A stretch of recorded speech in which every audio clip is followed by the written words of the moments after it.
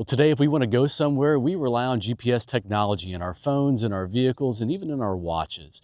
But back in the 18th century, they didn't have any of those things. Instead, they relied on good old-fashioned terrain knowledge and compasses like these. So today, I'm going to try something simple. I'm going to head out to a point I've pre-plotted and put the course in this watch. And then once I get there, I'm going to turn around and come back from that spot using what they would have used on the frontier in the 18th century. Nothing more than some terrain association and one of these reproduction 18th century compasses. So stick around. We're going to see if I can navigate like an 18th century frontiersman. And if not, I've got enough stuff on my back where I'll just stay out here and establish a new county.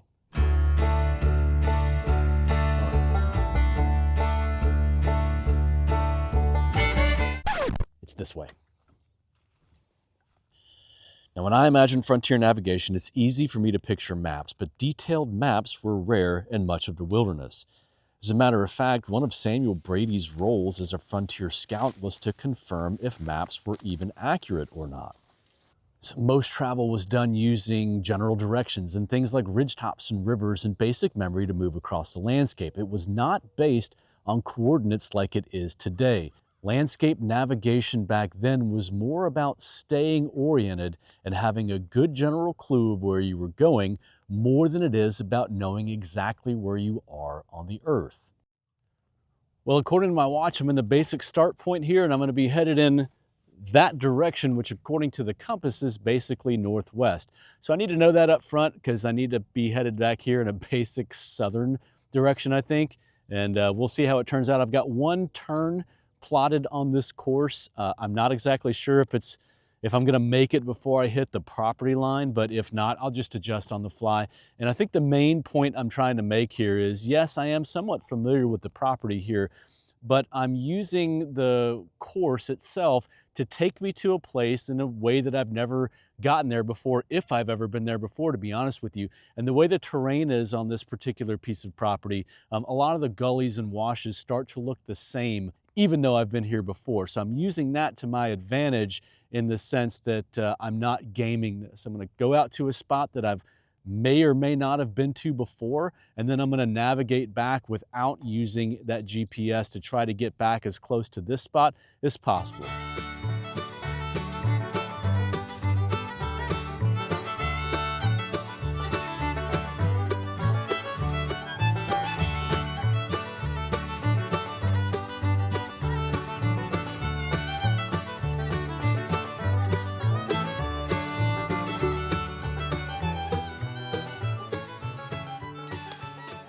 I've gone a little ways, not too far, but one thing I'm starting to notice right away is how little I'm paying attention to the actual terrain. I'm spending more time looking at the face of my watch, making sure I stay somewhat close to the track, seeing how sensitive it is when I get off the track, which is very sensitive, by the way, and I'm just not taking in any of the landscape itself.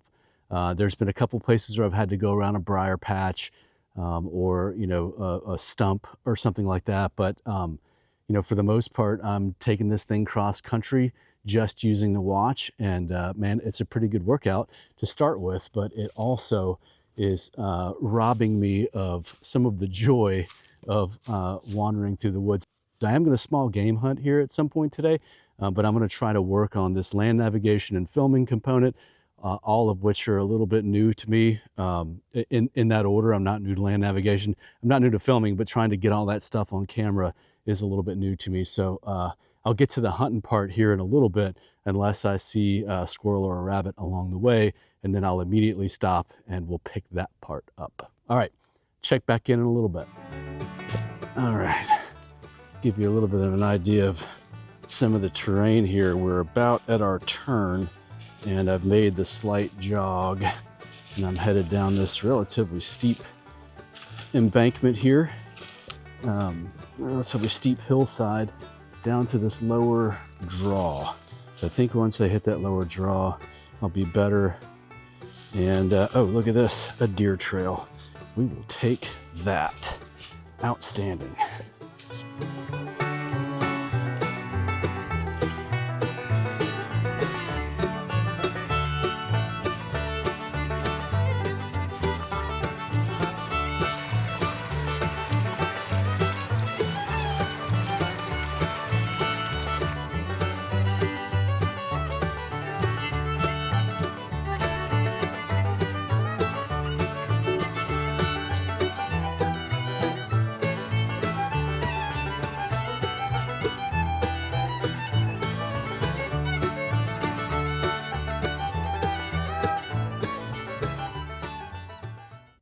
Well, according to the GPS and the watch, I've made it to my destination. I've got it on awkwardly on the side of a hill here, so I'm going to move up the hill just a little bit so that I can find a decent place to stop and rest that's flat and do a little squirrel hunting maybe. I've got this brand new Kibler Fowler kit that I put together a couple of months ago, and I'm anxious to see how she does. Hopefully I will have some luck today. But we'll pick this up again here in a few minutes when I get everything situated and set up and I can get some water, because though it's mid-February here in the deep south, it's about 65 degrees. So, all right, see you in a few minutes.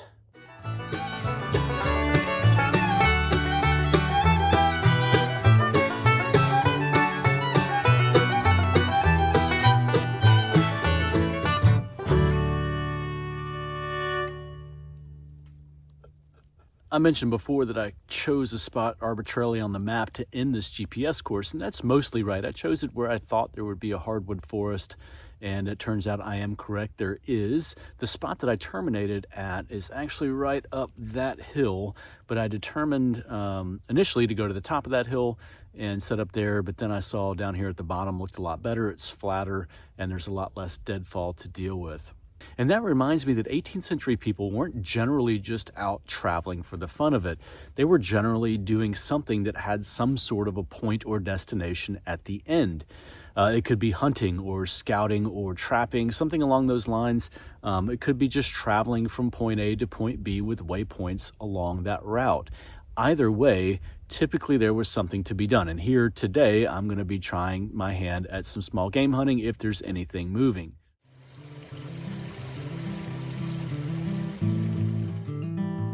Little things like building a fire and making some tea, eating some jerky, and then finding my way back from the point that I started from with nothing but an 18th century compass is just another way for me to get into the lifestyle of our 18th century forebears. But as I sit here and enjoy these little moments of peace and solitude, I'm reminded that for me, a lot of the lessons come not from the giant events with lots of people and friends, and I'm talking about living histories and reenactments here. For me, most of the real learning moments come from just going out and using my equipment, going out and doing. I'm a 21st century person. I have 21st century problems, bills to pay, kids in school. I might only have, a portion of a day every few weeks or so to get out and do something like this. And while I enjoy researching, I enjoy reading, I enjoy writing scripts for the channel, sometimes I get a little caught up in doing that and I forget to go out and use my equipment. And that's what today is all about for me. I've just planned a very short hike through the woods. There's no trail, no real landmarks to speak of. And I wanted to compare my leaning on the modern technology like the watch or a GPS or even a phone for that matter, and compare it with my ability to do it without. And I want to use these small moments like this, these short ventures, if you will, to learn and maintain a skill set so that when I put this clothing on and when I strap all this equipment on and I head out the door, and most importantly, as I sit here and talk to you all about what I think the 18th century was mostly like, I can do it from a place of authority. I can do it from a place of authenticity. And if I'm wrong and if I fail, well, you're here to see that. And you're here to see that none of this comes from an ivory tower. This is just me and a camera and some opportunities that I want to tell the story. I want to keep the story alive, and I want to share it with you in hopes that some of you might one day take this on. And if you can't, then you might be able to live a little vicariously through the lens of this camera. So I like to take these half days and days that I have and apply these skill sets. I want to learn and maintain a skill set so that when I present this to you all on camera, or if I present this to a live audience at a Living History, I'm doing so from a place of relative authority. I'm doing something that I have done before repeatedly, hopefully, and I can share my own experiences with you. And if I fail, I'm going to fail right here on camera and you're going to see it. But those moments of failure are where I make the biggest gains. So I'll sit here and enjoy this cup of tea, complete with ash and coal from the fire as usual, and gear up for that trip back.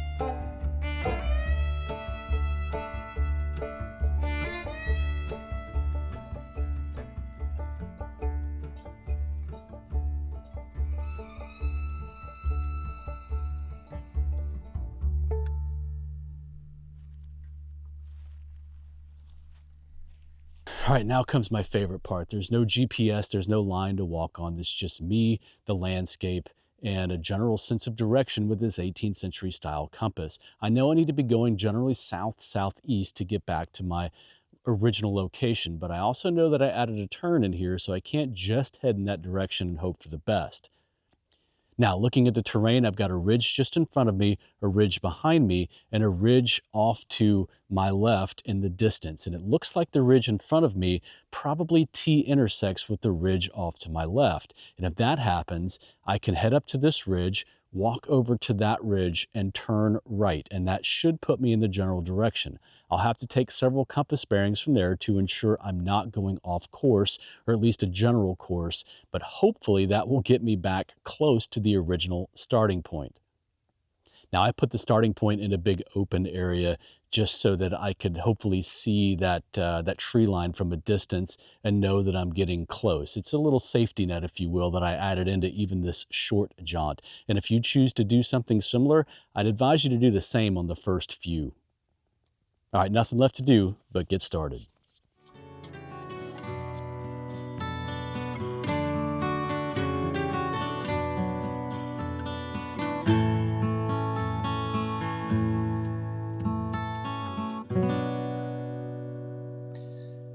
Now, one of the first things that I've noticed is that I'm noticing the landscape a lot more. I'm paying a lot more attention to the ravines, to the ridge tops, to the terrain and the foliage change, and hoping that those reveal clues to me, whereas before I was spending most of my time making sure I was staring at that watch screen and staying on the line that I marked. And that to me represents the over-reliance on technology sometimes.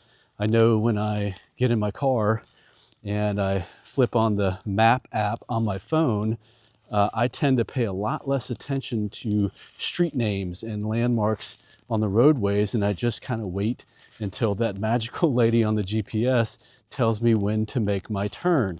So this, in and of itself, is a great representation of how technology is great, and we should always leverage that technology. But if we're not careful, we can have an over-reliance on it and lose the basic skills that tend to make us the most effective.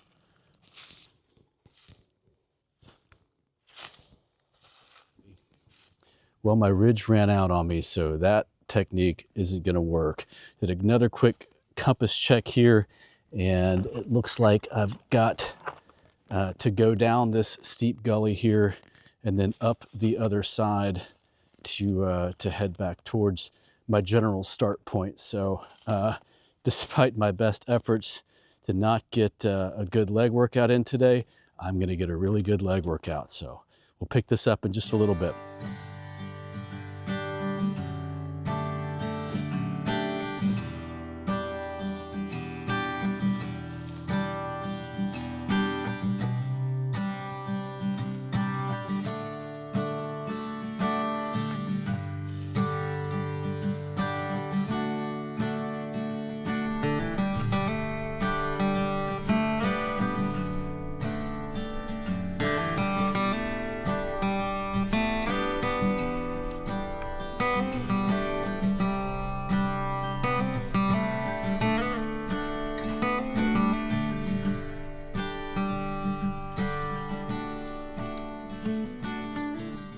I'm not lost. I'm not even bewildered, as Daniel Boone once said, but this is definitely a place on this particular property that I haven't been before, or if I have, I came in from a different direction and it is not making sense to me at the moment.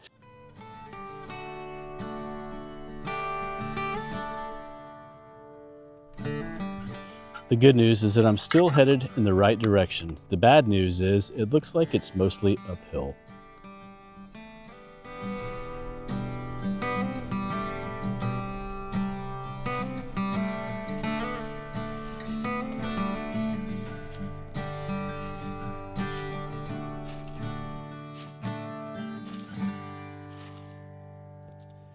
All right, good news. I've made it to the base of the field here where the starting point was. So I overshot my mark, I don't know, by 100 yards or so through the woods, but that's not terrible, especially considering that all I'm using is 18th century technology with some terrain association. And around here, the terrain all looks the same. So we are effectively there, but we'll pick this up again at the actual start point so you can see it. It'll give you about another, I don't know, 5-minute walk or so. Still no squirrels, but the only thing out with me right now are a few buzzards. But, you know, hey, that's just the breaks. It's the way it goes. And at least it stopped raining.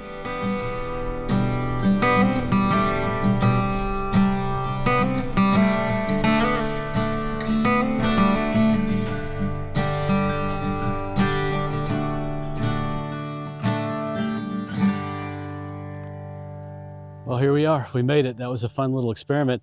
I even found a small piece of debitage, which is part of the waste material from the stone tool making process. This is a small piece of chert that's not native to here, so it kind of stands out amongst the rest of the geology, and it's proof that there have been hunters here a long time before me.